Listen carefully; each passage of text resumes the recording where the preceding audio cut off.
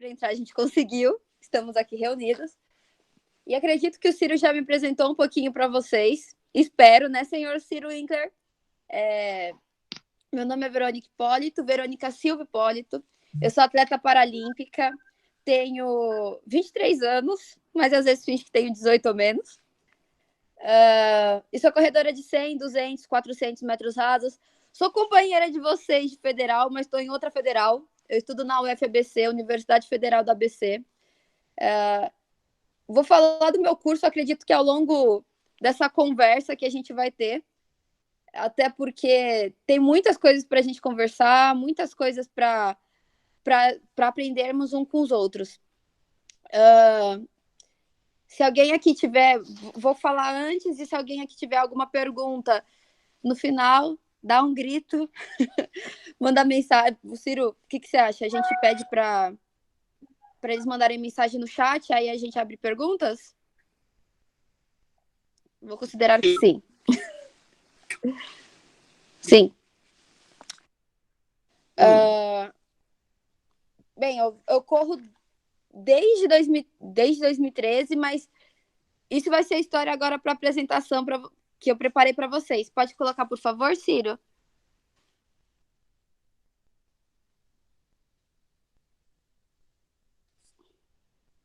Será que ele vai colocar, galera? Rufem os tambores.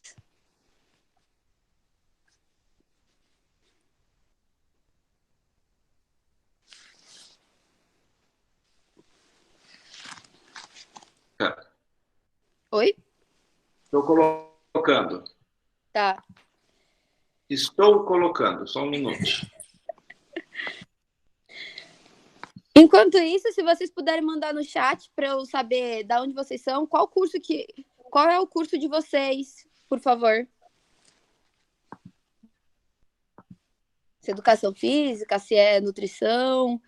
Aí acertei primeiro que é educação física. Fisioterapia, psicologia, preciso de muitos psicólogos, por favor. Caraca, muita gente de educação física.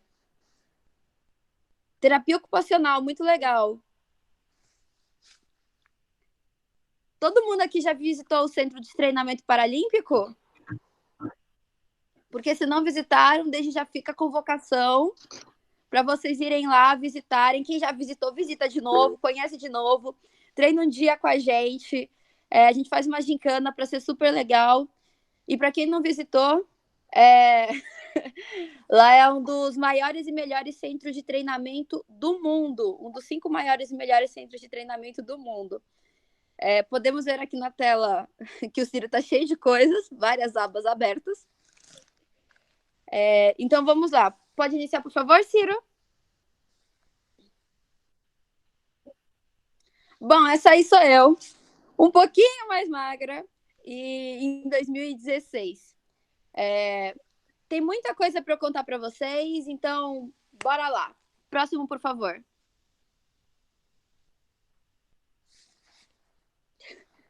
Pulou! Eu sou da classe T37, Obrigada. Eu sou da classe T37, e no universo paralímpico, no movimento paralímpico, existem muitas classes. Para quem tem deficiência visual, deficiência física ou deficiência intelectual. E dentro de cada um desses grandes blocos, existem outros bloquinhos. Na deficiência visual, temos a baixa visão, a cegueira e visão subnormal. Dentro do bloco dos físicos, temos cadeirantes, temos andantes, temos anões, temos amputados de membro inferior, membro superior, aqueles que tiveram paralisia cerebral, AVC, traumatismo craniano. E no meu caso, eu tive um AVC. Isso mais para frente. Por favor, Ciro.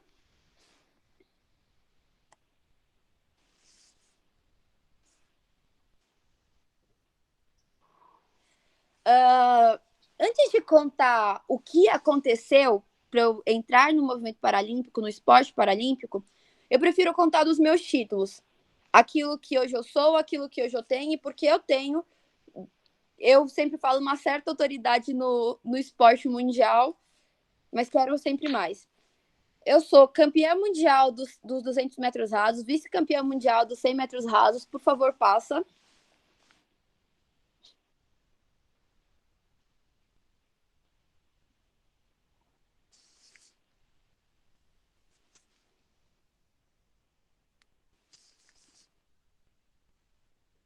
Estamos tendo um pequeno delay aqui.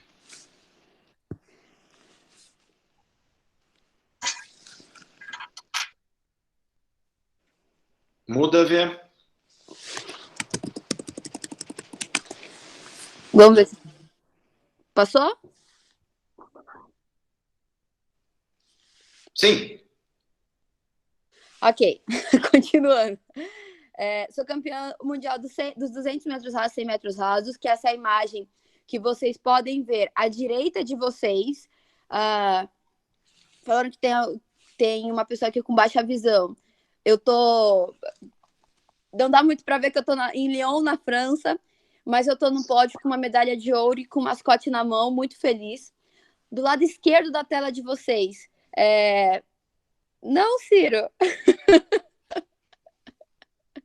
Volta, Ciro. Essa que é legal. Volta mais. Essa que é legal, o Ciro tá mudando minha apresentação. Ok, vamos lá. Além de ser campeão mundial e vice-campeão mundial, eu tenho 7 medalhas em Parapan-Americano, sendo 3 de ouros e 4 de pratas. Em 2015, no Parapan-Americano de Toronto, no Canadá, eu fui a maior e mais nova medalhista da edição.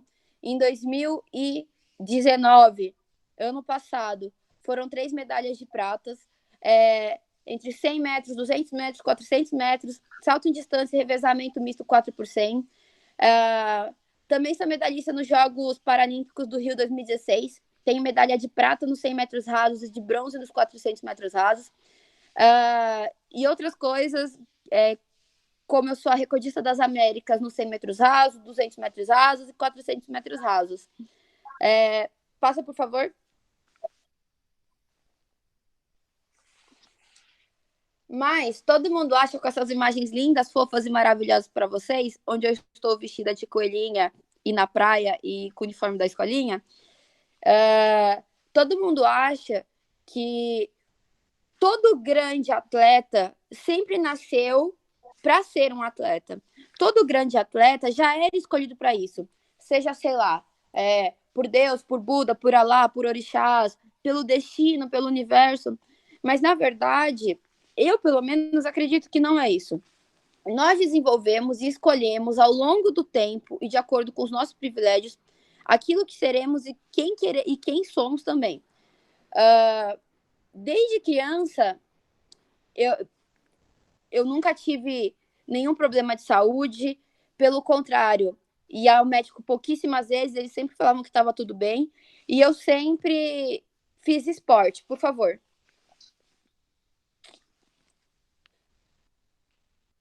Ciro?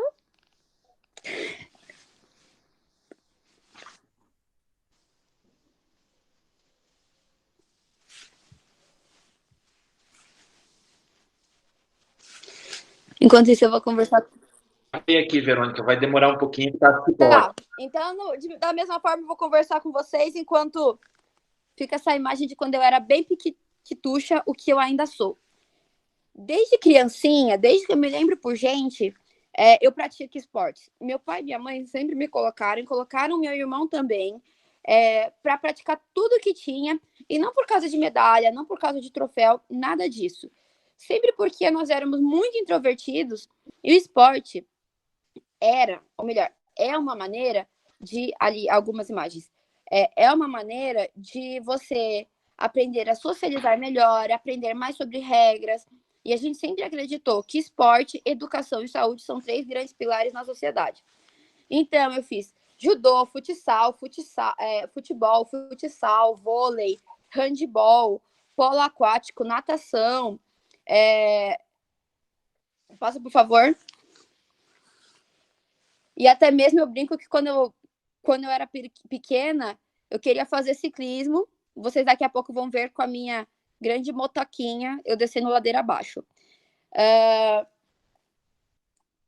Só que eu nunca fui uma atleta boa. Quando eu nunca fui uma atleta boa. Quando eu entrei na natação, estamos com um problema aqui de delay, então vou continuar. Quando eu entrei na natação, num dos meus campeonatos, a minha mãe parou o campeonato porque achou que eu estava me afogando no meio da piscina, quando na verdade eu estava tentando nadar, o que eu lembrava na hora que era cachorrinho. No futebol e no futsal, me colocavam como goleira, como vocês podem ver aqui no canto, porque ninguém queria ser goleira. Eu era mais pequenininha, não ia enfrentar as meninas mais velhas. No vôlei, eu era tão boa, mas tão boa, que eu ficava como reserva e ainda pensavam se ia me deixar de reserva. Então, são esses tipos de história. Até que eu decidi que iria entrar Até que eu decidi que eu ia ficar no judô. Eu entrei no judô, queria ficar no judô. E lá, onde... Obrigada, Ciro. Quando eu quis começar a fazer judô, só tinha mais uma menina além de mim e o resto era homem. Não, Ciro. E o resto eram homens. Eu era mais magrinha lá. Na época, eu pesava entre 38 e 39 quilos. E depois de mim, a outra menina pesava 80 quilos. E depois só homens trogloditas que pesavam acima de 120, 130 quilos. Então, qualquer treino que eu fizesse, eu ia me machucar. Eu ia cair no chão, eu sempre queimava parte do meu corpo, do meu rosto no chão, quando eu tinha luta de chão. Só que algo que minha mãe e meu pai sempre me ensinaram, assim como para o meu irmão, é que você tem que dar o seu melhor em tudo na vida. Eu sei que isso parece uma coisa clichê, eu sei que isso parece uma frase de livro, mas na verdade é o que você tem que fazer. E foi o que eu decidi. Então, mesmo com tudo contra mim no judô, eu continuava treinando muito bem. E foi aí que eu acabei sendo convocada para a seleção brasileira. E na época da seleção brasileira, eu descobri que eu ia precisar operar. Isso era em 2009, quando eu tinha 12 para 13 anos. Passa, Ciro, por favor. E agora a gente vai falar sobre as várias vezes que eu poderia ter entrado no esporte paralímpico, no movimento paralímpico. Em 2009, eu descobri que tinha um tumor na cabeça. Era um tumor benigno, mas eu precisava operar rápido. Ele estava muito grande, então tinha uma grande chance de eu não sobreviver à cirurgia e também ou de eu perder a visão. Como vocês podem ver, não aconteceu nenhuma dessas coisas, como não sabemos até hoje. Só que logo depois disso, o meu médico falou para mim que eu não ia poder mais voltar a praticar judô e nem nenhum esporte de impacto. Como eu já tinha feito quase todas as modalidades esportivas possíveis, então eu não via mais nenhuma modalidade que eu poderia fazer. Até que meu pai me inscreveu no festival de atletismo num domingo, 7 horas da manhã. Agora, por favor, colegas, escreve aqui no chat. Vocês iriam para o festival esportivo quando vocês iam ter, sei lá, uns 12, 13 anos, num domingo, 7 horas da manhã? Escrevam aqui, por favor, para eu saber que todos estão vivos. Tem gente falando sim, mas o resto está falando não. Então, a maioria que está falando não, eu também falei não, não vou, de forma nenhuma. Que acordar cedo, para mim, deveria ser um crime. Naquela época, claro. Mas no domingo, meu pai e minha mãe me levaram. E eu levei uma surra. Não tem por que eu colocar uma foto aqui, porque eu não apareço na foto. Eu sou um burrãozinho atrás da foto, porque todas as outras meninas ficaram na minha frente. Me deram uma surra maravilhosa. Mas, depois que eu corri, eu decidi que eu queria ser a menina mais rápida da cidade. E sabia que isso seria difícil, mas queria entrar no atletismo. Acabei entrando e queria entrar no alto rendimento. Naquela época eu estava na vivência, que é como se você faltasse, você não tem problema, você pode comer o que quiser, não tem problema, você não treina tão forte. E meu treinador prometeu para mim que quando fosse meados de 2011, eu ia poder entrar no alto rendimento, que era quando eu completasse 15 anos. Em março do mesmo ano, eu tive um AVC, que paralisou todo o lado direito do meu corpo, E esse é o segundo momento que eu tive que ir seriamente para um hospital. Todo mundo me disse que eu não ia voltar a andar, que eu não ia voltar a falar, que eu não ia conseguir fazer nada. E, aliás, sempre as palavras eram com pena. Ah, coitadinha, ai meu Deus, tinha uma vida tão bonita. Mas a minha vida nem sequer tinha começado direito. Eu quero viver, eu queria e quero viver muito, quero aproveitar muito. E aí, aos poucos, eu fui voltando. Precisei muito de fisioterapia, e foram eles que me ajudaram muito no início, porque quase não. Tirando meu pai, minha mãe e eu, ninguém mais acreditava que eu ia poder voltar. Ninguém. E os fisioterapeutas apareceram na minha vida acreditando. Depois apareceu a fonoaudióloga que me ajudou a voltar a falar, e por isso que eu falo sem parar. E o psicólogo para me fazer entender o que estava acontecendo comigo e esse novo corpo. Então, em 2013, um treinador falou para mim que eu poderia entrar no movimento paralímpico. Por favor, Ciro. E aí a gente fala agora sobre o problema e solução que está aí na tela, que é algo que eu sempre falo. Todo mundo tem problema. Quem não tem problema aqui? Eu acredito que ninguém. Se você se você abrir a janela da rua e ver alguém, primeiro grita que não é para sair, que a gente está em quarentena, mas todo mundo tem problema. Se é uma briga com a sua família, se é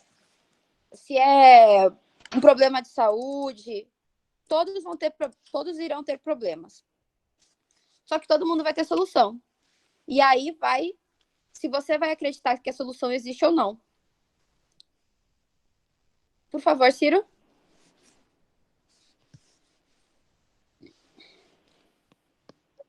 Quando eu entrei no movimento paralímpico, todo mundo falava que eu não ia conseguir fazer nada. Só que na minha primeira competição, eu corri tão bem que consegui o índice para o nacional. A minha segunda competição, eu bati o recorde brasileiro do 100 e do 200 metros e do salto em distância. A minha terceira competição oficial, eu bati o recorde das Américas, do 100, 200 metros e salto em distância. E a minha quarta competição oficial no Paralímpico, no esporte paralímpico, foi um campeonato mundial adulto, do qual vocês já sabem que eu me tornei campeã. Naquela época, muita gente não sabia, além do coordenador, que era o Ciro, o tumor na minha cabeça tinha voltado. Eu descobri no mesmo ano que o tumor tinha voltado e a gente ia tentar o tratamento com remédios.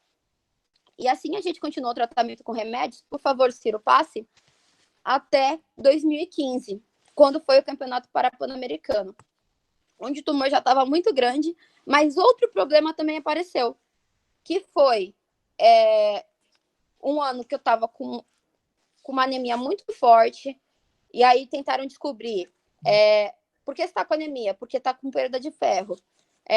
E por que isso está acontecendo? Porque você está perdendo sangue de algum lugar.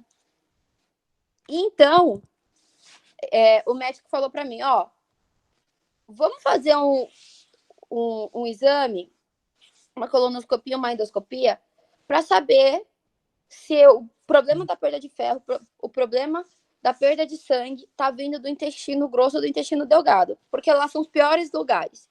E aí, se não tiver lá, pelo menos a gente ia dar um suspiro. E foi aí que a gente descobriu que o problema vinha do intestino grosso e eu não tinha nem 1, nem 2, nem 5, nem 10, nem 15, nem 20 tumores no intestino grosso. Alguém aqui quer tentar adivinhar quantos tumores eu tinha? Valendo. 50. Alguém dá mais? 30. 30 é menor que 50. Tem que ser maior do que 50. 200. Você já assistiu minha palestra. O Vitor Herman, não sei se acertei seu nome, chegou perto, porque pararam de contar quando eu tinha 200 tumores. Eram mais de 200 tumores no intestino grosso. A maioria de atipia moderada para grave. Acima disso era câncer. Por favor, Ciro, passa a tela. Não sei se vai dar para passar. E eu descobri isso às vésperas, literalmente, do Campeonato Pan-Americano e do Campeonato Mundial. Eu já sabia que eu estava convocada para o Mundial, porque eu já tinha feito o índice. E aí ficava a questão. De repente, mais uma vez, eu tenho mais uma cirurgia para você, uma cirurgia séria também, onde eu teria que tirar 90% ou mais do meu intestino grosso. E eu decidi continuar e competindo para o Pan-Americano. Voltei com quantas medalhas que eu já esqueci? 4 medalhas de lá, as 3 de ouro e a de prata. E, por favor, Ciro. E 2 dias após a chegada no Brasil, eu fiz a cirurgia para retirada de mais de 90% do intestino grosso. Hoje eu tenho somente 10 centímetros dele. No início eu achei que seria muito fácil, eu achei que seria tranquilo, mas eu tive muitos problemas depois. Por eu achar que seria fácil, eu não esperava que teria tanta dor. Mas eu não conseguia levantar da cama, era difícil para mim caminhar. Eu emagreci muito, a minha barriga basicamente afundou. E aí eu fiquei desesperada, porque 2015, 2016 teria os Jogos Paralímpicos, que era o que eu estava me dedicando inteiramente, exclusivamente para. Ciro, por favor, passe. Não foi uma volta nada fácil, mas foi uma volta em que muitas pessoas estavam junto comigo, estavam se esforçando também comigo. Então, de segunda a sábado, 2 períodos todos os dias, em que eu chegava cedinho e saía à noite do centro de treinamento, que na época era em São Caetano, eu estava lá com o pessoal da fisioterapia. É até uma coisa que eu sempre falo em qualquer palestra que eu vou. A importância da fisioterapia. Tem muita gente que não dá o real valor para fisioterapia, para educadores físicos, para psicólogos, para terapeutas ocupacionais. Mas todo mundo do alto rendimento dá. Todo mundo do alto rendimento que já precisou dá. Porque são eles que vão ajudar a gente a voltar. Foram eles que me colocaram no Rio 2016. Por favor, Ciro, passe. Foram os fisioterapeutas que ficavam comigo das 7 da manhã até as 7 horas da noite. Era o psicólogo que tinha milhões de pacientes, só que ele dedicava um dia para ficar comigo porque sabia que eu não estava tão bem. E foi aí, de pouquinho em pouquinho, com a ajuda de todo mundo, por favor, Ciro, que eu consegui um índice para o Rio 2016. E existia uma grande dúvida em cima de mim, de alguém que tinha operado há menos de um ano, e como que ia performar. Já tinha muita gente achando que era um milagre estar lá. Mas aí eu conquistei a medalha de prata e de bronze. No meio dessas medalhas, por favor, Ciro, teve o salto em distância, do qual, como fazia menos de um ano que eu tinha operado, eu ainda estava muito fraca. Eu acredito que dá para ver aí que eu tô magra, bem mais magra do que hoje, mas naquela época até meu nutricionista brigava comigo que eu estava muito abaixo do peso. E todo mundo falava para eu não fazer o salto em distância, e eu fui lá teimosa, contrariei meu treinador. Ciro lembra muito bem desse dia. Pedi mais um salto, ele deixou eu dar mais um salto, depois pedi mais um, ele mandou eu sair, eu fui. E aí com grito deu para ver que eu me machuquei. Ao mesmo tempo que esse grito é de raiva, é de tristeza. Porque eu não escutei quem eu deveria escutar.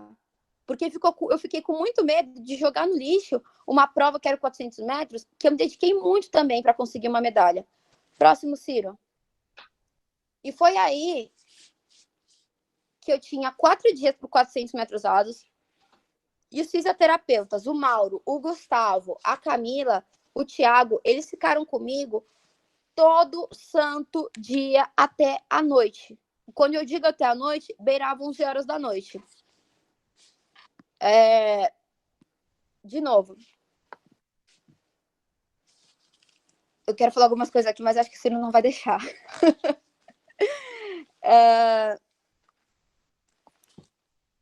Eu vou falar. Tem muita gente que acha que fisioterapia é só choquinho, que é só alongamento, que é só isso. Tem muita gente que acha que psicóloga é para você sentar lá, contar seus problemas e vai embora, acabou, beijo, tamo junto. Obrigada pelo coração, Ciro. Tem muita gente que acha que terapia ocupacional é só para ficar cuidando da mão. E só isso, não sei mais o que ficar fazendo. Tem muita gente que acha, o que está faltando? Que educadores físicos. Que o pessoal de educação física vai acabar indo trabalhando numa escolinha e vai dar a bola para o pessoal de futebol jogar e acabou. Mas todas essas profissões são muito maiores do que todo mundo pensa. E eu do altíssimo rendimento, onde o milésimo de segundo é muito importante, vi isso de perto. Fisioterapeuta que fica comigo sempre, e eu no centro de treinamento, lá na seleção brasileira, fisioterapia tem carta branca, onde eles que aprovam ou não se o atleta vai continuar treinando. Existe a parte de treinamento da fisioterapia, existe uma parte, eu esqueci o nome, Ciro, de prevenção, existe uma parte de prevenção, mas todo atleta, machucado ou não, a fisioterapia que manda ou não voltar para o treino e o treinador respeita. Os nossos treinadores, que hoje eu posso dizer, não é balela, vocês podem pesquisar a quantidade de medalhas que a Mauri Veríssimo, Fábio Dias e o Everaldo conquistaram com seus atletas, eles são os melhores treinadores do mundo. Os treinadores brasileiros são os melhores treinadores do mundo. E eles cursaram educação física. Todas as crianças, todos os jovens que estão sendo identificados, que estão sendo revelados, são por treinadoras que cursaram educação física, que são formados em educação física. Na terapia ocupacional, não sei se vocês sabem, eu não tenho, por eu ter tido um AVC, eu não tenho todos os movimentos do lado direito do corpo. Então, eu tenho uma séria dificuldade de ficar no bloco, de compreender qual é o movimento da mão que eu vou fazer durante a corrida, como que eu vou pegar a barra de peso, porque eu não consigo fechar inteiramente minha mão e ela escapa sempre. E aí entra a terapia ocupacional. Se não tivesse também, eu não ia conseguir cumprir nenhum treino e aí não dá para competir. Psicóloga, eu não preciso nem falar que eu uso todo santo dia o Fabrício. E depois dessas medalhas, já estou indo para a parte final, galera. E depois dessas medalhas, que eram tão sonhadas, mas eu sonhava muito mais com ouro, um jornalista me perguntou como que seria o meu próximo ciclo. E eu falei para ele, eu vou treinar muito, eu vou me esforçar muito, vai dar tudo certo, eu vou treinar cada santo dia, cada minuto desses próximos 4 anos até 2020, que vão ter os Jogos Paralímpicos e Olímpicos de Tóquio. Ok? Aí antes de eu sair, ele gritou para mim, espero que você nunca mais faça uma cirurgia. Eu falei, fica tranquilo que eu não vou fazer. Um mês depois que eu fui fazer alguns exames, por favor, Ciro, eu descobri que o tumor na minha cabeça voltou de novo, maior ainda. Eu precisei operar de novo. Eu consegui achar que ia ser super tranquilo, super nada doloroso. E na imagem à esquerda de vocês dá para ver que eu não estava nada bem. Naquela época eu considerava a volta mais difícil. De novo, fisioterapia para voltar, os nutricionistas para conseguir recuperar meu peso e conseguir diminuir meu percentual de gordura, o psicólogo para fazer me entender o momento, para eu conseguir entender o momento que eu estava passando, por que eu estava passando, como é que eu ia enfrentar de agora em diante, como é que seriam meus treinos de agora em diante. E eu fui melhorando. Porém, em um ano depois, menos de um ano depois, na verdade, quando eu fui fazer outro exame para ver como que eu estava, o tumor estava maior ainda, que dá para ver a imagem direita de vocês, que sou eu no hospital, na minha 3ª cirurgia na cabeça, pelo mesmo motivo.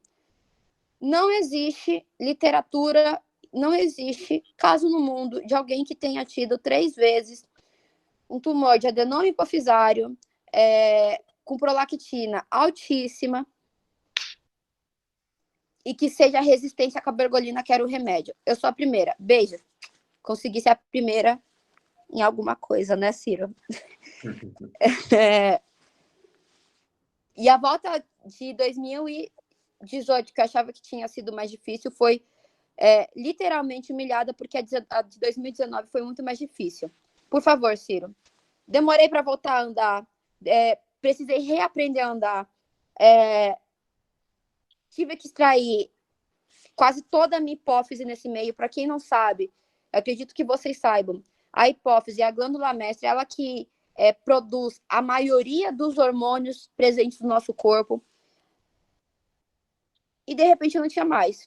Se eu não tinha mais hipófise, eu não produzia mais cortisol, GH, hormônios femininos, hormônios masculinos. Não produzia cortisol, não comecei a tomar corticoide cedo. Desenvolvi doença de Addison, que é quando o corpo, às vezes, para com pouco cortisol que você está produzindo, ou não entende que você está tomando corticoide. Tive uma broncopneumonia em 3 dias, quando eu recebi a minha primeira visita. Tive que ficar literalmente de quarentena no hospital. Somente meu pai e minha mãe poderiam entrar, além dos enfermeiros. Ninguém mais podia entrar. E aí dá para ver que eu conversava com os meus amigos por celular. Graças a Deus, a tecnologia. Não sei até se o Ciro vai chamar esse cara depois para contar uma história para vocês, mas ele tem muitas histórias engraçadas. Que é o Wilson Nascimento, tricampeão mundial, campeão paralímpico. E aí, para mim, minha vida tinha acabado. Por favor, Ciro. Para mim, minha vida tinha acabado, mas não acabou. Fazer o quê? E o que me ajudou foram coisas que não são postadas nas redes sociais, foram coisas que... Tem isso? Hã? Tem coisa que você não posta na rede social? Tem muita coisa. Tem coisa que o Ciro não deixa que eu poste nas redes sociais. Para quem não sabe, o Ciro é o meu orientador de acadêmico e de vida. Ele me cobra muito em tudo isso. E o que me ajudou muito nesses momentos foram os bastidores. Por favor, Ciro, passa. Por eu não produzir mais cortisol, depois de um tempo eu precisei começar a tomar corticoide. Por eu não produzir a maioria dos hormônios, a minha tireoide passou a quase parar de funcionar e eu passei a ter um hipotireoidismo muito forte. Tá dando até redundância aí nisso.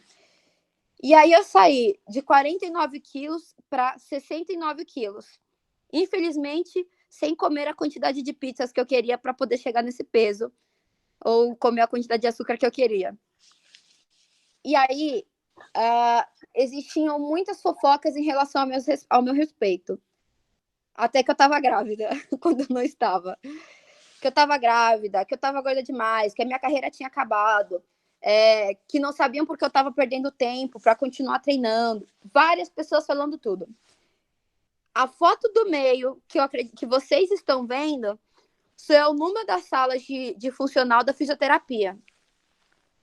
E durante o treino, que eu tinha dificuldade de fazer 5 abdominais, que me doía a coluna pelo peso absurdo que eu estava, porque eu aumentei 20 quilos rapidamente,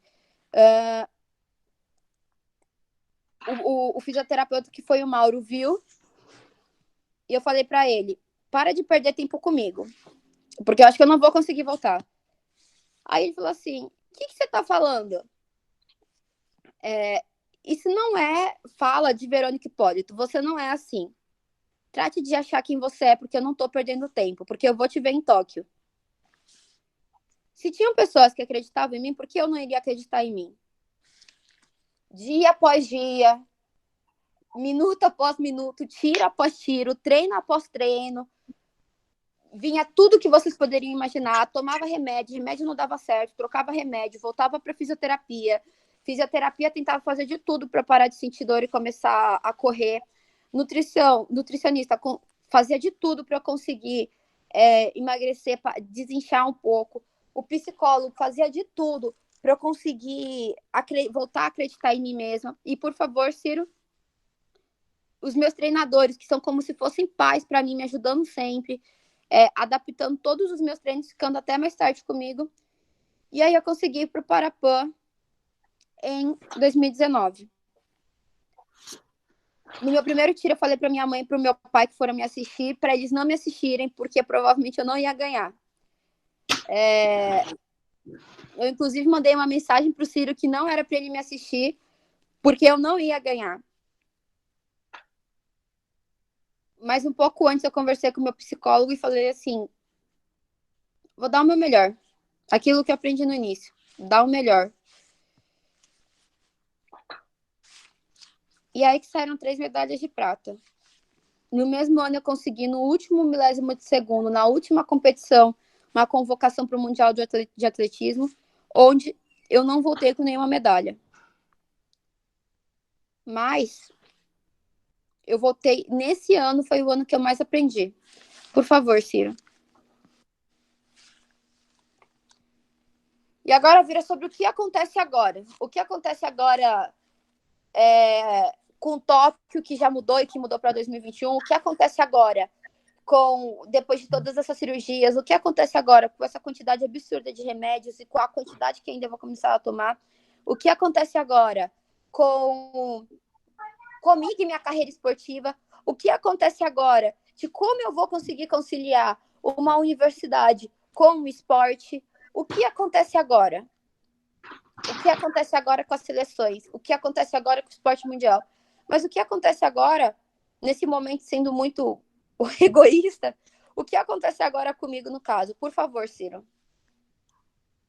O que vai acontecer é que eu vou continuar me esforçando. O que vai acontecer é que eu e todos os meus colegas vamos continuar acreditando. O que vai acontecer é aquilo que estava acontecendo. Que as dores provavelmente vão continuar, mas eu vou continuar treinando assim como todos os meus colegas. Que o sonho de virar campeã paralímpica, de conquistar todas as medalhas de ouro em todas as competições possíveis, vai continuar. Que eu vou continuar tendo crise, inclusive de ansiedade, e o meu psicólogo vai me ajudar a passar por isso. Que eu posso continuar tendo lesão e os fisioterapeutas vão estar lá para me fazer voltar de uma forma melhor ainda. O que acontece é que eu vou continuar tendo dificuldade de pegar a barra da academia, seja ela sem nada, seja ela num terra com 60, 70 quilos. E a terapeuta ocupacional vai estar lá para me ajudar, para fazer uma outra órtese para mim e me ensinar como é que eu vou, de novo, a aprender a usar minha mão. O que é que vai acontecer é que todo treino eu vou chegar me perguntando o que vai ser. Em todo treino, os meus treinadores, o professor Amauri e o Fábio Everaldo, vão me surpreender. Em muitos treinos eu vou vomitar, mas em todos eles eu vou dar o meu máximo para terminar. Porque a competição é uma sequência de muitos treinos. Se eu vou fazer outra cirurgia ou não, não sei. Eu espero que não. O que vai acontecer de agora para frente, eu não sei. Mas eu espero que fique tudo bem no meio desse caos.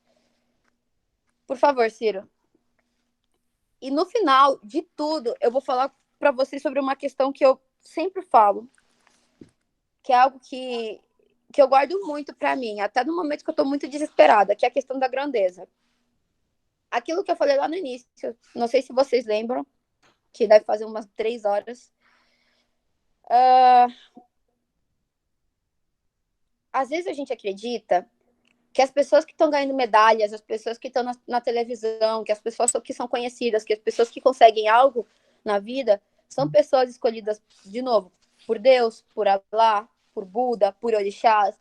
É o destino da pessoa dar certo. É o universo que falou, essa pessoa vai dar certo. Mas, na verdade, não é bem assim. As pessoas que são grandes, as pessoas que têm a grandeza, elas escolheram ser assim. A grandeza que foi atrás delas. Quando você tá treinando, tá suando muito, acha que não vai dar certo, mas continua, a grandeza tá vindo um pouquinho da grandeza atrás de você, tá vindo um pouquinho de grandeza para você. Todos os dias que você dá o seu melhor, a grandeza vem até você. Todas as vezes que todo mundo te chama de maluco por tentar fazer algo, por estar estudando tanto, por estar se esforçando tanto, por estar querendo aprender tanto, e você continua fazendo porque você acredita em algo muito maior, a grandeza vai um pouquinho atrás de você. Isso não é sobre entidades religiosas, isso não é sobre o destino, isso não é sobre o universo, pode ser se vocês quiserem, mas na minha opinião não é. Porque eu fui a pessoa que todo mundo achava que só estava no esporte para me divertir. E eu realmente tô. Eu fui a pessoa que estava numa cama depois de um AVC e muitas pessoas, quase todas, acreditaram que eu não ia voltar nem a andar, nem a falar. E vocês estão vendo que eu tô falando com vocês depois de muitas horas. Eu fui a pessoa que depois de 3 cirurgias na cabeça, a cirurgia no intestino grosso, todo mundo achou que eu não ia voltar a correr. E eu voltei ganhando as 3 medalhas de prata no Paraplay. Eu quero mais. Eu quero ouros e recordes. Só que as próximas pessoas que eu quero mostrar para vocês, me desculpa, Ciro, por fazer isso, são pessoas que são meu exemplo, que não ganharam medalhas, que não foram para seleções, que não bateram recordes das Américas, não bateram recordes mundiais, mas que acordavam cedo todos os dias para tentar mudar a realidade da família e também de muitas crianças que eles eram professores. São pessoas que acreditam no mundo melhor. Por favor, Ciro. Ciro já tá bravo. E essas pessoas são meu pai e minha mãe. Os dois são professores de histórias, os dois vieram de famílias muito pobres, os dois fazem rifas, tudo que puderem para poder ajudar os alunos deles. Os dois acreditam em mim e no meu irmão, em todas as pessoas que eles conhecem que vão conseguir. E mais do que tudo, eles sempre apoiam todos a continuarem se divertindo, a fazer aquilo que gostam.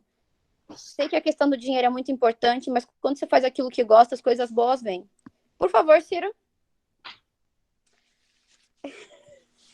Muito obrigada.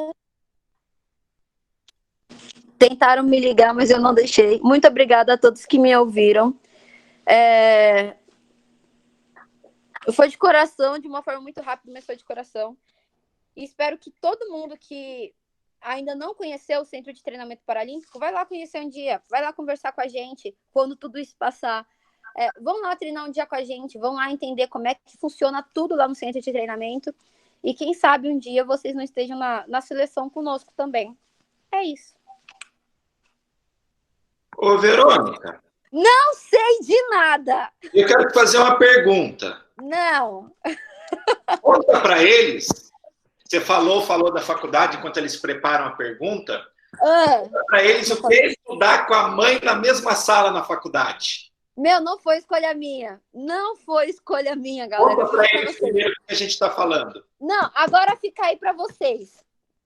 Vocês já imaginaram a mãe ou o pai de vocês estudando com vocês na mesma sala? Pois é, comigo acontece isso. Mais do que isso, várias vezes ela foi sorteada para o mesmo grupo do que eu e já teve muitas vezes que ela foi sorteada como minha dupla, minha mãezinha. A minha mãe estava prestes a se aposentar, hoje ela é aposentada. Eis que eu faço uma aposta com ela que eu queria voltar para a faculdade. Ano passado eu apostei com ela quem ia tirar a maior nota no Enem. No caso, fui eu. Mas ela também tirou uma nota muito boa. E ela passou na Universidade Federal da ABC. E o sonho dela, como sempre foi cursar uma Universidade Federal, ela entrou. Que coisa. E aí, no sorteio de salas, ela foi parar na mesma sala do que eu. No sorteio de grupos, no primeiro grupo, ela veio pro mesmo grupo do que eu. E a minha primeira dupla, sorteada também, foi ela. E assim continuamos vivendo, dando risada, às vezes passando raiva. E é isso. Ela posta no grupo as matérias da filha? Nossa, ela posta tudo. Tem grupo da universidade, ela posta tudo que sai sobre mim. Tudo mesmo. Aí eu falo para ela parar e ela posta no grupo. A minha filha está pedindo para eu parar, mas eu não vou parar, porque eu sou mãe. Meu pai vai na faculdade, meu pai vai na universidade, um dia foi acompanhar minha mãe, porque Universidade Federal pública, teoricamente, a galera pode entrar lá, porque é pública, é com o nosso dinheiro. Ele foi lá para ver com a minha mãe como que era, e os meninos chamaram ele para tomar uma cerveja. Dali a pouco os meninos matam aula com meu pai, que não estava matando aula no caso, e estavam lá no bar tomando uma cerveja. É isso. E para mim eles falam, você não, porque você é atleta. Verônica, a Marcela está perguntando que curso você faz. Bom, alguém aqui conhece a Universidade Federal do ABC? Se sim, vai entender a maluquice que eu vou falar. Se não, vamos lá. A UFABC é uma faculdade, uma universidade que tenta ser interdisciplinar. Então, no início, você escolhe se vai pegar a base de exatas ou a base de humanas. No caso, eu peguei a base de humanas, que Desculpa. No caso, eu peguei a base de humanas, que é bacharelado em ciências e humanidades. Depois disso, você escolhe o bacharelado interdisciplinar, que vai ser o curso propriamente dito. Eu, no caso, quero fazer economia com um pouquinho com uma base de relações internacionais e políticas públicas também. É isso, galera. Todos os dias eu acho que não vai dar certo, mas dá. E até, não sei se alguém aqui tá fazendo. Ah, vocês conhecem a UFBC? Que legal. A Alice está pensando se em algum momento eu pensei em desistir. Várias vezes. Querida, várias vezes eu pensei em desistir. Várias vezes eu fui para a sala do Ciro chorando, falando que eu queria largar tudo, que eu ia estudar, que eu ia me isolar no meu quarto.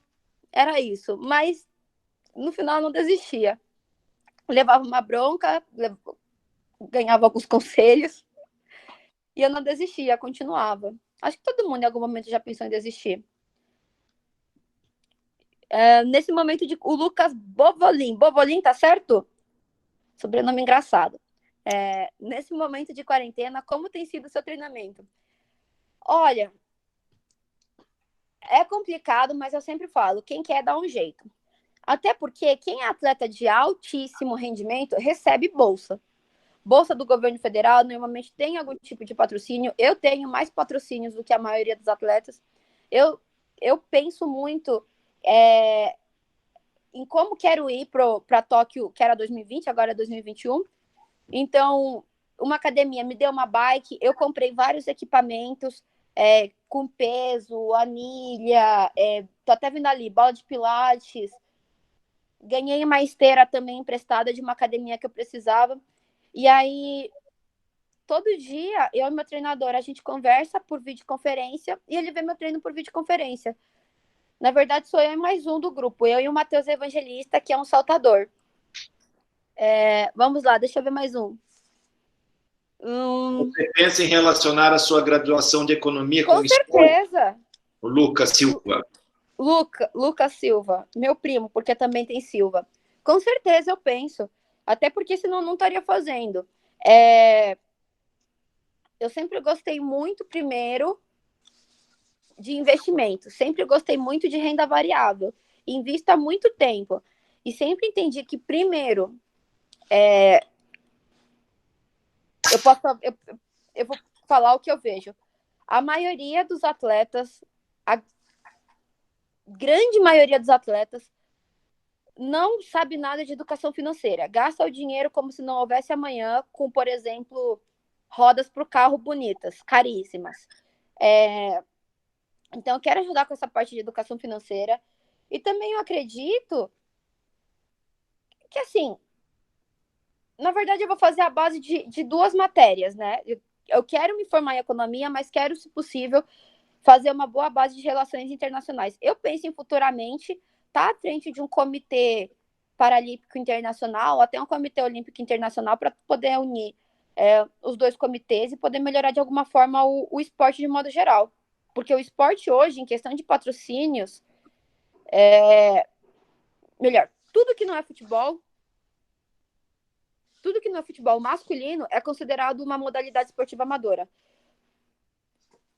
E depois os paralímpicos, que ainda são considerados somente como deficientes. Tem muita coisa que dá para utilizar aí, tem muita coisa que dá para vender aí, tem muita coisa que dá para melhorar toda uma questão socioeconômica do país, porque, como eu disse, eu acredito em 3 grandes bases: educação, saúde e esporte. Qual tem sido sua maior dificuldade agora na quarentena? Carol, beijos para você. A maior dificuldade é manter uma constância. E acredito que isso para todos os atletas. Só que aí o nosso chefe do departamento de ciências, Ciro Winkler, criou um programa de treinamento para os atletas e ele sempre fala para a gente se planejar. Não vou negar que é um pouco difícil, porque eu sempre quero pegar tudo que vejo na minha frente. Já me cadastrei em 2 cursos, peguei mais 2 matérias agora que virou do S, que não sei se é aí também, que é a parte online. Mas eu estou treinando sempre um período, tento sempre achar um horário com o professor Amaury ou com o professor Fábio, o que não é muito fácil também, porque são cerca de 60 atletas hoje na seleção. Quando eu falo seleção, não significa que vão todos para os Jogos Olímpicos e Paralímpicos. Significa que todos têm chance de ir, mas nem todos vão. O Jefferson Moreira Albino. Como você vê o acesso das pessoas com deficiência ao esporte paralímpico?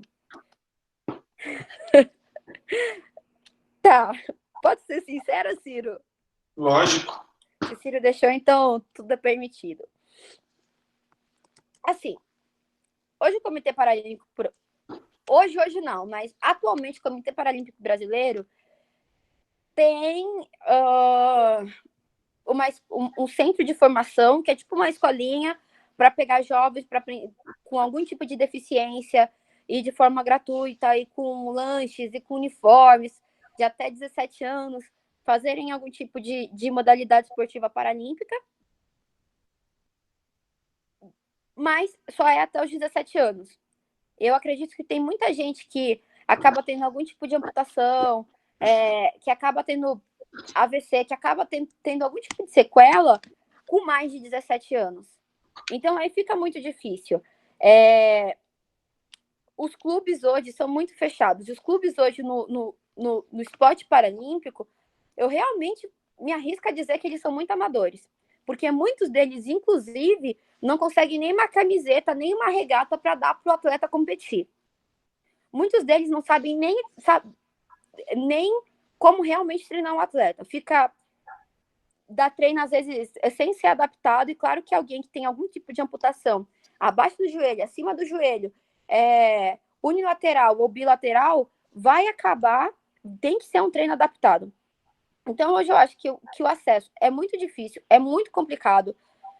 Isso de ser uma escolinha somente para crianças até 17 anos, eu acho bom, mas acho muito complicado, porque tem muita gente com mais de 17 anos que tem potencial e que acaba tendo uma sequela depois. A gente tem exemplos sobre isso, como o Thiago Paulino. Eu não me lembro muito bem com quantos anos ele acabou tendo uma amputação depois de um acidente de moto, mas com certeza foi acima de 25, 28 anos.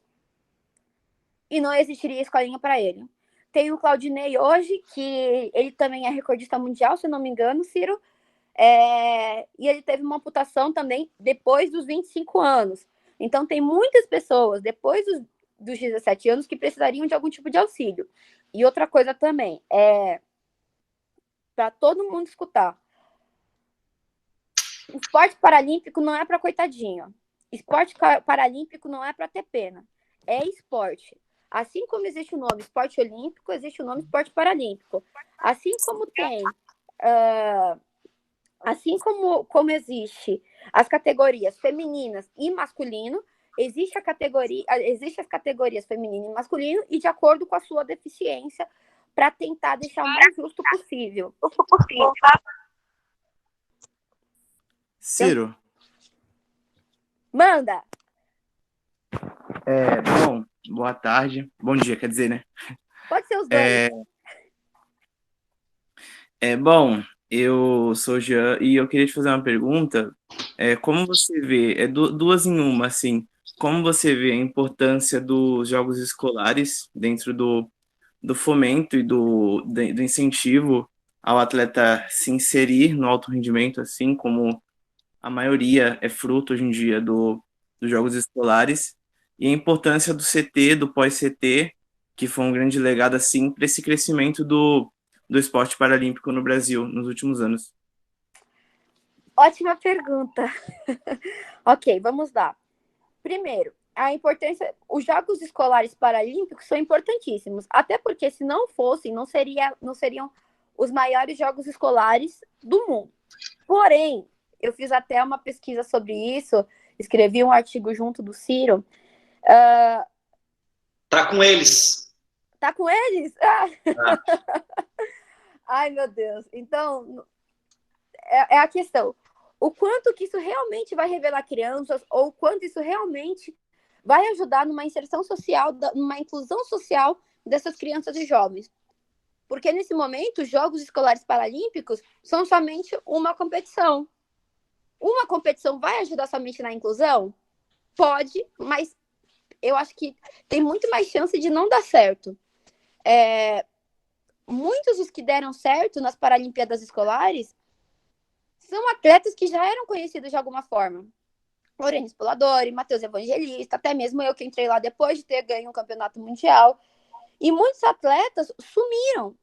Participaram de uma, duas, talvez até 3 edições das Paralimpíadas Escolares e sumiram no mundo. A gente nunca mais viu nem no regional, nem no nacional e nem em qualquer outra competição. O que isso acaba sendo muito complicado. As Paralimpíadas Escolares, hoje, na minha opinião, são um fim... acabam sendo um fim se a gente colocar até jovens de 17 anos. Mas não o começo nem o meio. Não existe o começo nem o meio. Onde está a questão de ajuda aos clubes, de profissionalização dos clubes? Onde que fica... Por que só vai ter em uma região e não pode ter em todas as cidades? Então, eu acredito que precisa realmente, assim, ajuda, mas é o fim. Falta o começo e o meio para esse fim dar certo. E a outra pergunta era sobre o CT e o pós-CT, correto, Jean? Correto. Ok.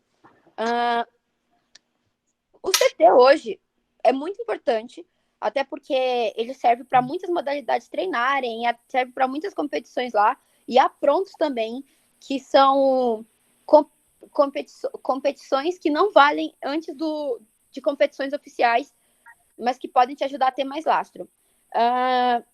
Mas vamos lá. Nós temos um centro de treinamento que é um dos 5 maiores e melhores do mundo, em São Paulo. E quem é de, por exemplo, Alagoas? E quem é de Goiás? Quem é do Mato Grosso do Sul? Quem é de Joinville? Entende? O CT é muito importante. Para mim tem que ser o centro dos centros. Mas eu espero que a partir dele comecem a existir outros centros também de treinamento para que isso seja acessível a todo mundo. E aí sim a gente consegue começar a falar sobre acessibilidade e inclusão. E outra coisa também, que aí já pega um pouquinho, é mais um elogio também, e uma crítica sobre o esporte olímpico.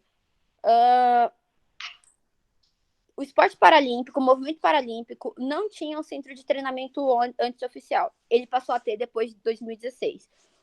Em 2016 e depois de 2016. O legado do Rio 2016, que a gente chama, que esperamos que forme muitas pessoas. Já o esporte olímpico tinha centros de treinamento. E muitos desses foram destruídos ou viraram estacionamentos, ou sei lá o que viraram, e eles perderam esses centros de treinamento. E eles passaram a se treinar no Centro de Treinamento Paralímpico.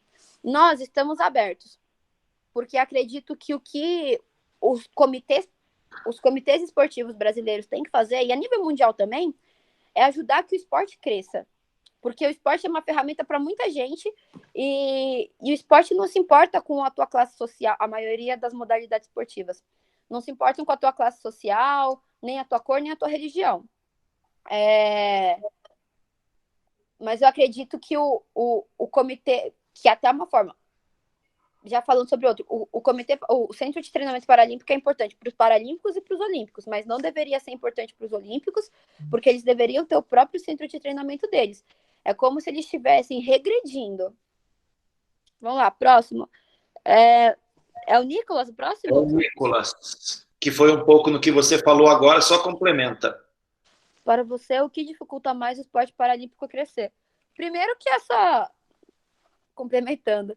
Primeiro que essa DOC parece que muitas pessoas sentem da gente. Não dá, galera. Não dá. Não sei vocês, acredito que não, até porque tem o Ciro como professor, ele deve ensinar muito vocês, deve pegar no pé. Tem muita gente que vai assistir uma competição e fica assim, nossa, que superação. E olha só a cadeira. Nossa, que superação. E olha só a amputação. Nossa, que superação. E olha só a falta de visão. Isso é uma das coisas que dificulta. A mídia, da forma que apresenta a gente, está melhorando. Também dificulta muito ainda apresentar como esse coitadinho.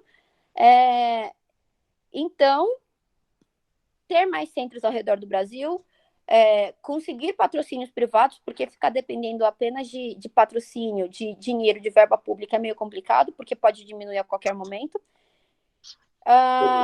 E também mídia. E também mídia. Porque uma vez que você apresenta um cadeirante somente como um cadeirante, nada mais, aí fica difícil alguém parar de ter pena. Uma vez que você apresenta um cadeirante como com o nome dele, João Miguel, Joana, sei lá do que, Maria, que é cadeirante, mas que é corredora, e mostra que as mulheres têm um tempo em maratona muito mais forte e menor do que homens olímpicos, aí as pessoas passam nos olhar de outra forma e mais patrocínios também começam a vir. Próximo, Tainá. Sei que seu psicólogo foi essencial, mas você sentiu algum peso ao entrar para o esporte paralímpico, ainda mais pela idade, tanto pelo acesso quanto pela convivência, pelo preconceito, entre outros? Entrar não, eu só fiquei um pouco surpresa, porque antes, para mim, deficiente só era quem não enxergava, quem era cadeirante, quem tinha algum tipo de amputação nas pernas e acabou. E ter entrado no movimento paralímpico, eu aprendi sobre muitas coisas, inclusive sobre mim, passei a aceitar muitas coisas, inclusive sobre eu mesma e sobre a minha condição hoje. E o que pesou mesmo, com a idade que eu tinha, foi estar entrando no campeonato mundial, dos 200 metros rasos na final. Acho que o Ciro até já sabe dessa história. Eu queria queimar, porque aí eu não perderia, mas também não ganharia. Eu seria expulsa, mas eu não perderia, mas não ganharia. Mas eu fui e ganhei. E só que nos 100 metros rasos, eu fiquei em segundo por falta de concentração. Então...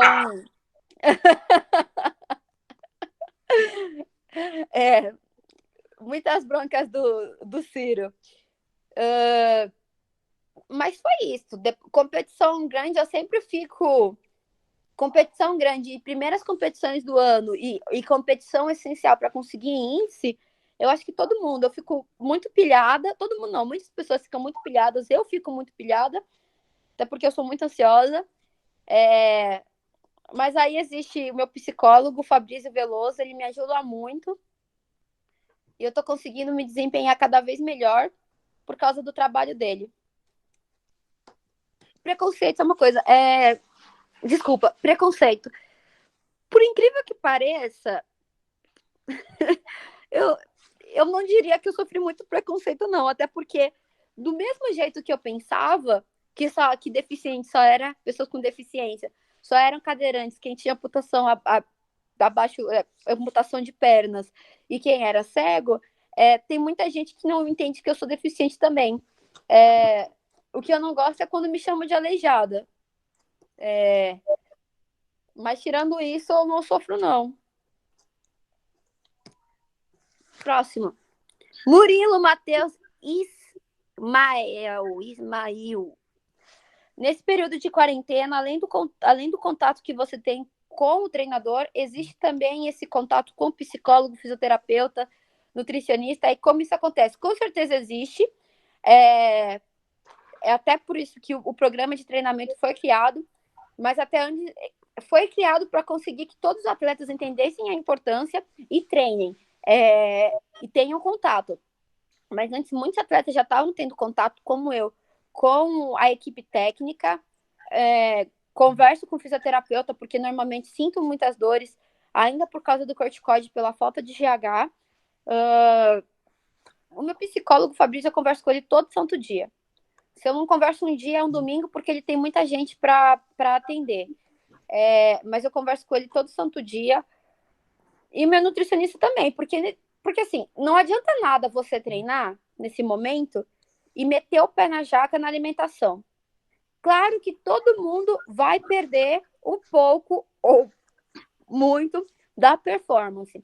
Claro que adaptar o treino com o treinador não é um treino real. Claro que ter uma esteira não é a mesma coisa que estar na pista empurrando. Mas Ai, meu Deus, esqueci. Mas não adianta nada você treinar tudo que treina e ficar comendo brigadeiro todo dia, pudim todo dia.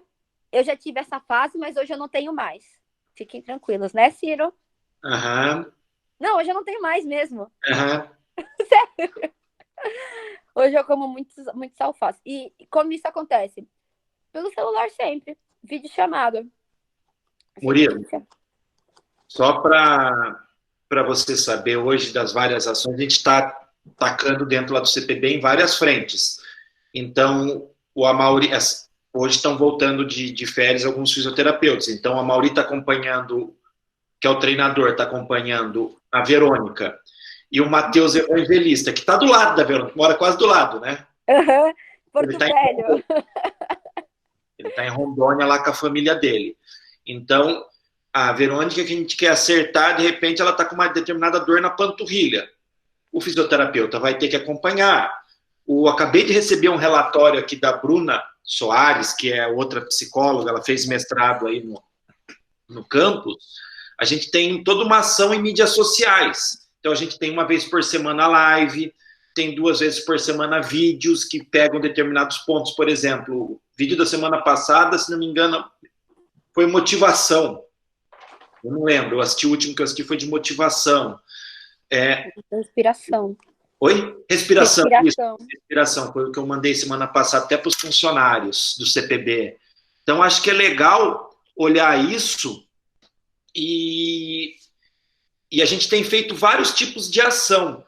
Nutricionista acompanhando. O grande ponto aqui na pergunta do Murilo é como criar uma rede, né? Porque a gente não está preparado para esse universo. A gente não está preparado para esse universo. A gente viu aqui que seria uma coisa extremamente simples hoje começar. Todo mundo travou no começo, porque eu estava no computador e o celular. E isso, teoricamente, porque todo mundo aqui tem um nível cultural mais acessível. A Verônica sofre muito no atletismo, por vezes, porque o nível dos atletas, às vezes, não tem um nível de escolaridade alto. Então, por exemplo, a gente trabalha lá muito com avaliação. Como que a gente vai explicar um coeficiente de variação, que é o desvio padrão de... Cara, é muita informação. Então, são coisas que a gente tem que estar o tempo todo. Como que o nutricionista vai conversar com a Verônica, com outro, e com, às vezes, um menino de 14 anos que acabou de chegar e tem um talento gigante? Pergunta do Luiz aqui. Se eu não fosse essa super atleta, que eu acredito que... Não, se eu não fosse essa super atleta, se eu acreditaria que sofreria preconceito ou não. Olha, sendo muito sincera daquilo que eu já tinha falado, se não existisse o esporte, talvez hoje a minha condição física estaria muito pior e ficaria mais evidente que eu tenho uma deficiência física e talvez aí pudesse sofrer. Mas, como eu tenho esporte, mesmo que viesse o esporte até mesmo amador para mim, eu acredito que eu não sofreria. É nisso que eu falo sobre a importância do esporte, sabe? Ele te ensina sobre quem você é, para você mesmo e para outras pessoas.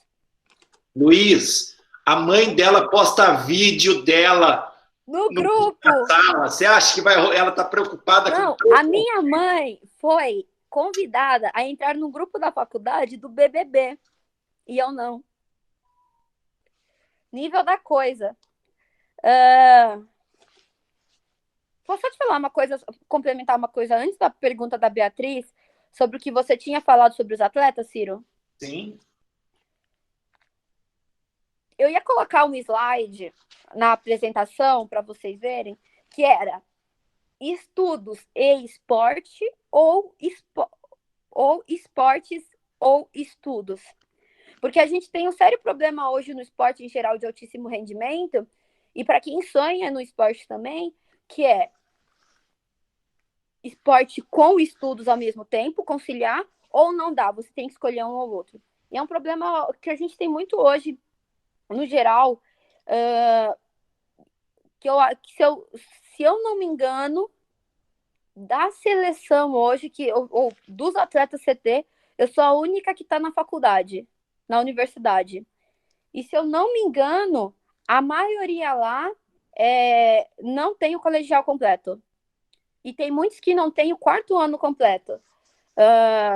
É muito complicado lá para todos os profissionais dessa parte, e é muito complicado até para alguns atletas, quando a gente quer conversar sobre algumas coisas, e até incentivar eles sobre terminarem os estudos, terminarem o ensino fundamental 1, fundamental 2, o colegial, ir para uma universidade, pensando que aquilo que todo mundo sabe, carreira do altíssimo rendimento não é para sempre, porque se fosse, Bolt estava aí até hoje.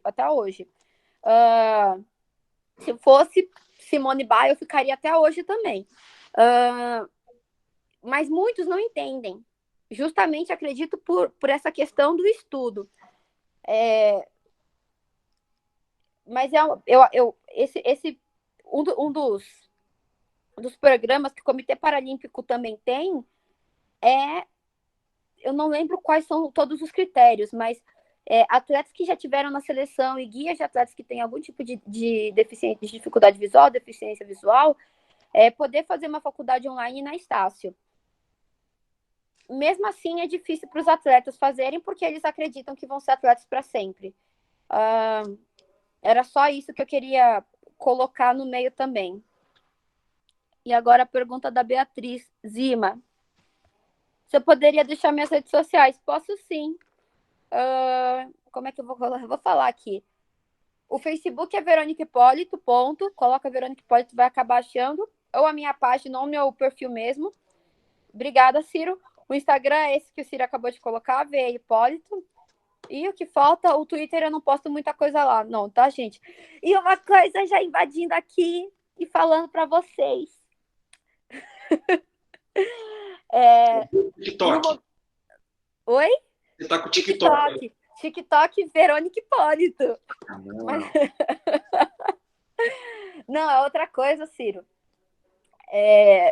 Das pessoas que perguntaram sobre a questão do acesso do esporte para pessoas com algum tipo de deficiência, e eu esperava que alguém perguntasse sobre clubes também, né, para eu falar do que a gente acabou de inventar, de criar. Tem muita gente me pedindo, valeu, galera. Os clubes hoje, como eu já disse, no movimento paralímpico em geral, eles não conseguem ser profissionais. E uma história que ninguém perguntou, mas eu vou contar. Uma vez, um gestor de um clube me chamou de vagabunda. Já haviam acontecido outras coisas, mas ele me chamou de vagabunda porque eu não tinha ganho um prêmio e gritou comigo na frente de todo mundo. E claro que, como eu não tenho espírito de verme, eu falei assim, estou saindo da equipe, beijos, faz o que você me deve. E se isso acontecia comigo, que de alguma forma eu tenho certa autoridade no esporte, pelos títulos que eu tenho e pelos patrocínios que eu tenho, que são, eu acho que eu sou atleta que tem mais, bato com o Daniel Dias, em questão de patrocinadores, imagine com garotas e com atletas que não têm. E aí eu descobri muitas coisas no meio disso tudo, até abusos e assédios que, infelizmente, não foi uma, nem duas, nem 3 atletas, foram muitas atletas. Vendo um pouco mais, e muitos atletas homens que também eram humilhados, sofriam algum tipo de assédio por treinadores também. E aí resolvi, e atletas, inclusive, que não tinham nem camiseta para competir, como eu já disse.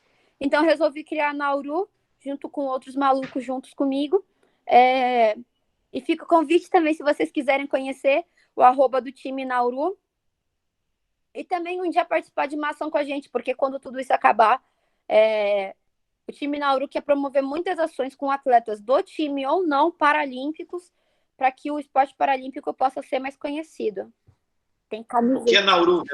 Nauru vem da etimologia do Tupi-Guarani, que significa bravo, forte, corajoso e cheio de vontade.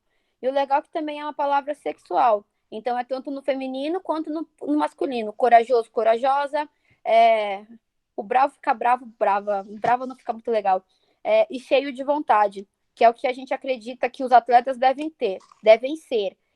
Superação, a gente já escutou muito. Acredito que o Ciro também já escutou muito em os mais de 10 anos dele como coordenador do atletismo também.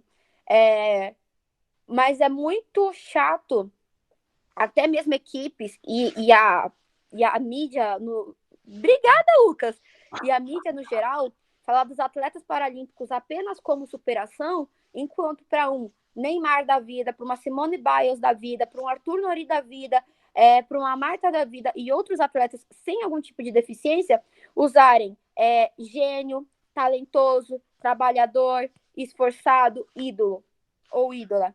É muito difícil escutar essa palavra no esporte paralímpico, essas palavras no esporte paralímpico. É muito mais fácil escutar o termo superação. Então, a Nauru veio, a gente fala, a Nauru veio para tentar mudar isso. Teremos sócio torcedor.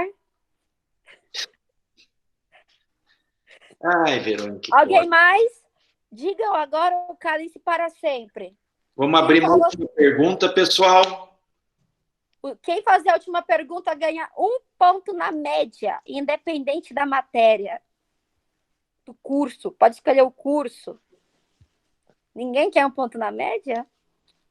Então, eu que sou muito chata mesmo, né, Ciro? Bem, pessoal, obrigado pelas várias participações. A gente teve aí um pico de 66 pessoas. Eu trocou a minha internet aqui no meio da apresentação, então eu perdi uma parte aqui, caiu numa rede mais fraca, que semana passada que eu conversei com os alunos, eu estava sem internet, hoje eu estava com 2 redes e foi travando, por isso que eu estava com a Verônica, que a gente estava na mímica de troca de redes. Mas, pessoal, eu postei no Google Class, tem 3 vídeos da Verônica, que a gente escolheu, né, Verônica? Aham. Tem o Mundial de Lyon, onde a gente não achou a final, a gente colocou a semifinal e eu coloquei a premiação da medalha de ouro. Eu coloquei o Rio, os 100 metros. Ô, Verônica, só conta para eles a última história.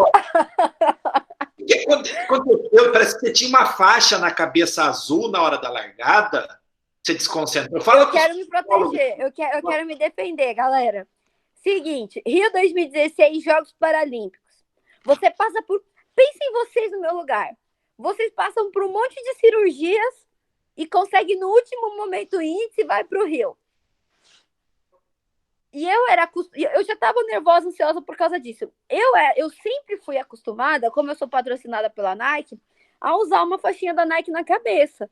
Também porque segura o meu cabelo, não fica assim na cara. Todas as meninas que já correram sabem que isso é chato pra caramba. Às vezes vem no olho, vem na boca, é chato pra caramba. E eu sempre usei. Semifinal, fui pra final com um tempo muito bom. Final, quando eu tava indo lá competir, um cara mandou tirar a faixinha porque senão eu podia ser expulsa da competição.